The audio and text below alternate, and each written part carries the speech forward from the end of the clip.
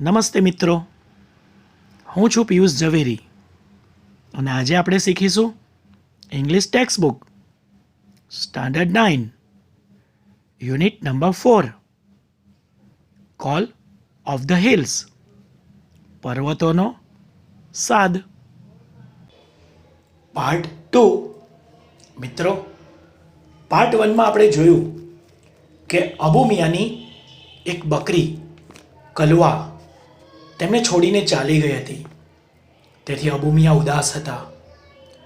પછી થોડા સમય બાદ એક બીજી બકરી લાવ્યા જે સુંદર મુલાયમ વાળવાળી હતી, જેને અબુ ચાચા ચાંદની કહેતા.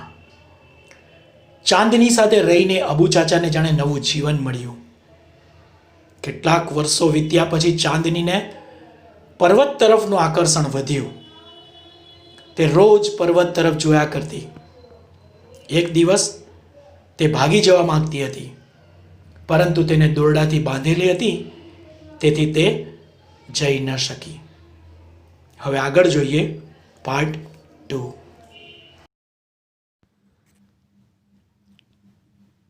Next paragraph. Gradually, Chandni stopped eating the green grass and tasty grains. ધીમે ધીમે ચાંદનીએ લીલુંછમ ઘાસ અને સ્વાદિષ્ટ અનાજના દાણા ખાવાનું બંધ કર્યું. Even she lost interest in Abu Khan's stories.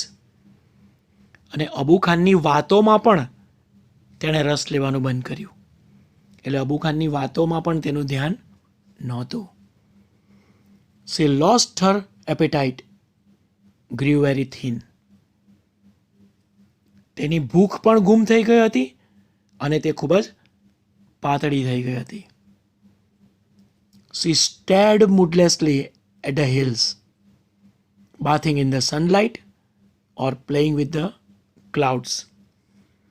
તે સૂર્યપ્રકાશમાં સ્નાન કરતા અથવા વાદળોની સાથે રમતા પર્વતોને નિરાશાથી જોયા કરતી. Abu Khan could sense what was happening to his dear ચાંદની. અબુ ખાન સમજી શકતા હતા કે તેની પ્રિય ચાંદનીને શું થયું હતું. He pushed her into a small hut. તેઓ એક નાનકડી ઝૂંપડીમાં તેને pushed her લઈ ગયા, ધકેલી ગયા.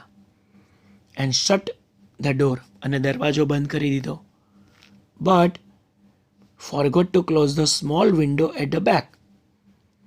પરંતુ પાછળની નાની બારી બંધ કરવાનું ભૂલી ગયા. The same night, એ જ રાત્રે ચાંદની made the window her passage for freedom. ચાંદનીએ એ બારીને તેનો આઝાદીનો માર્ગ બનાવી દીધો. When Chandni reached the hilltop, જ્યારે ચાંદની પર્વતના એ શિખર પર પહોંચી ત્યારે the big yellow sun was rising in the horizon. મોટો પીળો સૂર્ય ક્ષિતિજ ઉપર ઉગી રહ્યો હતો, એટલે કે ક્ષિતિજ ઉપર સૂર્યોદય થઈ રહ્યો હતો. She was overflowing with joy and wonder.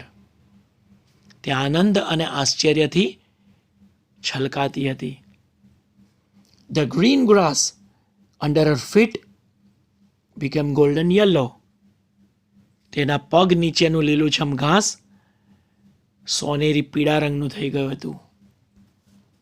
The wind sang an endless song of welcome. પવન સ્વાગત માટેનું અનંત એવું ગીત ગાતું હતું. ચાંદની felt as if she were meeting her mother after years of separation. અને ચાંદની એવો અનુભવ કરતી હતી, ચાંદનીને એવું લાગતું હતું જાણે કે તે વર્ષો પછીના સેપરેશન, વિયોગ, વિરહ પછી સી વર મીટિંગ હર મધર, વર્ષો પછીના વિરહ પછી જાણે તેની માતાને મળી રહી હોય. How different all this was from Abu Khan's prison house.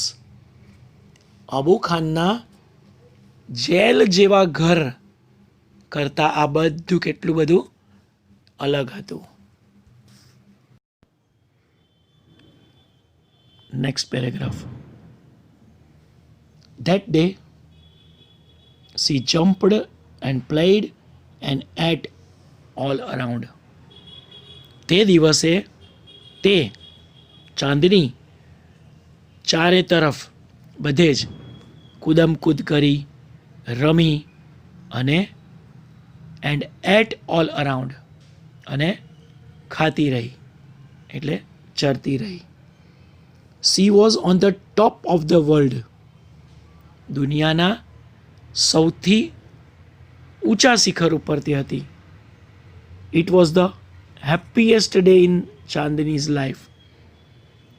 ચાંદનીના જીવનનો આ સૌથી સુખદ દિવસ હતો.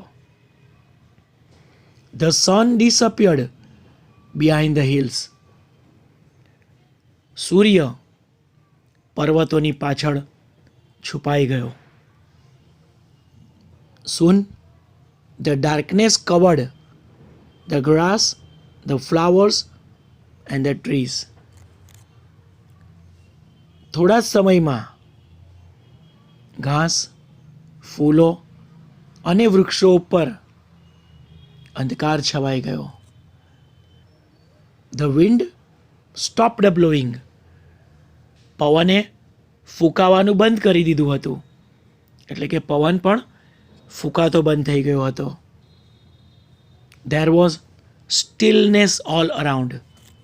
ચારે તરફ એકદમ શાંતિ છવાઈ ગઈ હતી.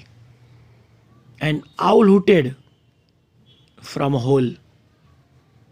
એક બખોલમાંથી ઘુવડે ચીસ પાડી. ચાંદની felt scared. ચાંદની ડરી ગઈ. The full moon rose in the distant sky. દૂર આકાશમાં પૂનમનો ચાંદ ઉગ્યો હતો. In its silver light, Chandni saw two bright eyes and sharp teeth moving slowly towards her.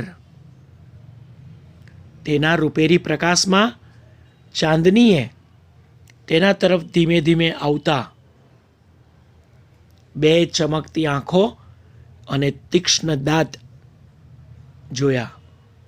એટલે બે ચમકતી આંખો અને તીક્ષ્ણ દાંતવાળું કોઈક પ્રાણી ધીમે ધીમે ચાંદની તરફ આવી રહ્યું હતું એવું તેણે પૂનમના ચંદ્રના રૂપેરી પ્રકાશમાં જોયું. The devil was not in a hurry. એ રાક્ષસ, એ શૈતાન ઉતાવળમાં નહોતો. એટલે કે એ રાક્ષસને કોઈ ઉતાવળ નહોતી. એટલે શાંતિથી ધીમે ધીમે ચાંદની તરફ આગળ વધી રહ્યો હતો. He knew that this goat was also his food. તે રાક્ષસ, એ શૈતાન જાણતો હતો કે આ બકરી પણ તેનું ભોજન હતું. Next paragraph. The wolf and the goat stuck their heads with each other. એ વરુ અને બકરી બંનેએ તેમના માથા એકબીજાની સાથે ભીડાવ્યા. He was big and ferocious, whereas she was small but not weak. He અને she. મિત્રો, અહીં he શબ્દ વરુ માટે વાપર્યો છે, જ્યારે શી શબ્દ બકરી માટે છે. તો હી વોઝ બિગ એન્ડ ફિરોસિયસ. તે એટલે કે વરુ એ મોટા કદનું અને હિંસક હતું. વેરેસ કે જ્યારે સી એટલે કે તે બકરી Chandni was small but not weak. અને એ બકરી નાની પરંતુ કમજોર નબળી નહોતી. Chandni stood firm on her legs. Chandni તેના પગ ઉપર મક્કમ ઊભી રહી. Head slightly bent. માથું થોડું નીચે નમાવ્યું હતું. And her strong horns aimed at the devil. અને તેના મજબૂત શિંગડાથી એ રાક્ષસ તરફ નિશાન લગાવ્યું હતું. She looked like a brave soldier, ready to fight a cruel enemy. તે એક ક્રૂર દુશ્મનની સામે લડવા માટે કોઈ બહાદુર સૈનિક તૈયાર હોય એવી તે લાગતી હતી.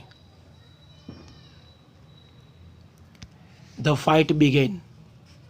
લડાઈ શરૂ થઈ. It went on through the night. તે રાત્રિ દરમિયાન ચાલી. The moon began to grow pale and suddenly hide behind the clouds.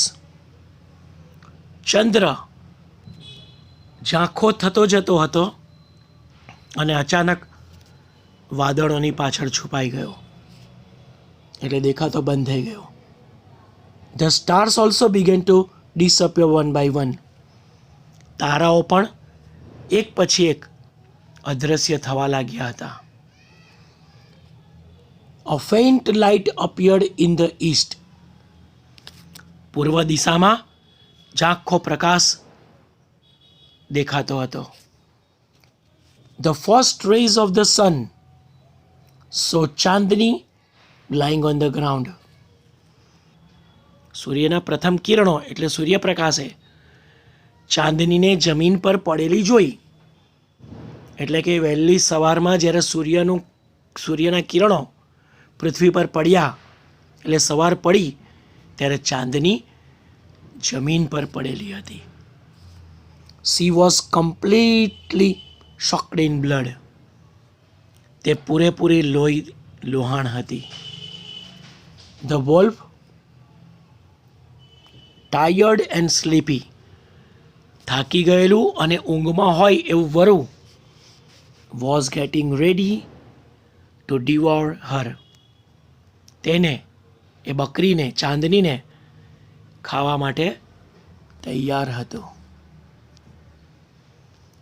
A flock of birds sitting on tree was debating the result of the fight. વૃક્ષ ઉપર બેઠેલું પક્ષીઓનું એક ટોળું લડાઈના પરિણામ વિશે ચર્ચા કરી રહ્યું હતું. So who is the winner? asked the small one. એક નાના પક્ષીએ પૂછ્યું. તો who is the winner? વિજેતા કોણ છે? આ લડાઈમાં કોણ જીતી ગયું? The wolf, of course. Most of others declared together. બાકીના પક્ષીઓમાંથી મોટાભાગના એક સાથે બોલી ઉઠ્યા. વરુ, અવશ્ય વરુ જ જીત્યું કહેવાય. No, said a wise old bird. એક ડાયા વૃદ્ધ પક્ષીએ કહ્યું, નો, ના. ચાંદની ઇઝ ધ વિનર. ચાંદની વિજેતા છે. I have never seen such a brave freedom fighter. મેં ક્યારેય આવી બહાદુર સ્વતંત્ર સેનાની જોઈ નથી. તો મિત્રો, અહીં આ યુનિટ સમાપ્ત થાય છે. હું આશા રાખું છું કે આ વિડીયો તમને પસંદ આવ્યો હશે. મિત્રો, આ વિડીયો જો ખરેખર તમને પસંદ આવ્યો હોય તો એને લાઈક કરજો અને તમારા મિત્રોને શેર પણ કરજો, જેથી તમારા મિત્રો પણ આવા પ્રકારના વિડીયોનો અભ્યાસ કરી શકે. અને જો હજુ સુધી મારી ચેનલને સબસ્ક્રાઈબ નથી કરી તો ચેનલને સબસ્ક્રાઈબ પણ કરી દો અને બેલ આઇકોનને પણ પ્રેસ કરો, જેથી આવનારા નવા વિડીયો અંગેની જાણકારી નોટિફિકેશનથી તમને મળતી રહે. ઓકે, તો આવા જ પ્રકારના મજેદાર વિડીયો લઈને ફરી પાછા જલ્દીથી મળીશું. બાય.